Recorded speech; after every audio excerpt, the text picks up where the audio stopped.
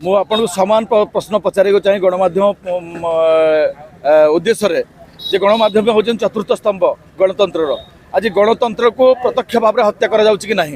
आज ये लोक मैंने माँ मैंने जो मैंने भी आसछन्ते कार्यक्रम को सरकारी प्रोत्साहित नहीं सरकार योजना अनुसार आज ये आसिके आम ओडिशार मुख्यमंत्री आसते चली था, ओडिशार अन्यान्य मंत्री आसते चली था, किंतु मुख्यमंत्री व्यक्तिगत सहायक तांको निज व्यक्तिगत स्वार्थ रे और निजर आम जहाँ शुणा मिलूँ निजर स्त्री को कुआड़े से मुख्यमंत्री करार आशा नहीं कि ये कार्यक्रम को करछन्ती। यह एक निंदनीय विषय।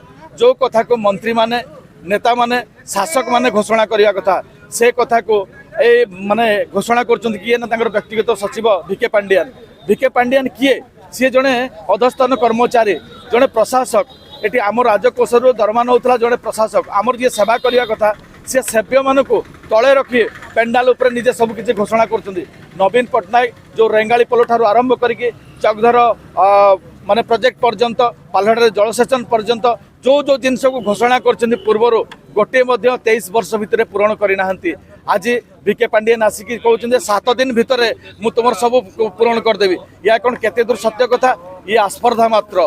तेणु ये जो सब निंदनीय विषय कर भिके पांडियन तांको आमे विरोध करछु। कला परिधान करके पालहाड़ को आसवा दरकार ना, कारण पालहाड़ माटी रे आमे आमर पुओ को जितैकी पठैछु सी आमको घोषणा करेंगे।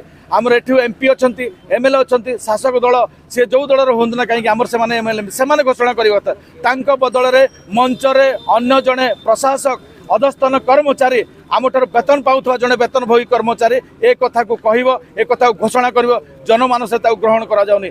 भारतीय जनता पार्टी आज विरोध करुच्ची।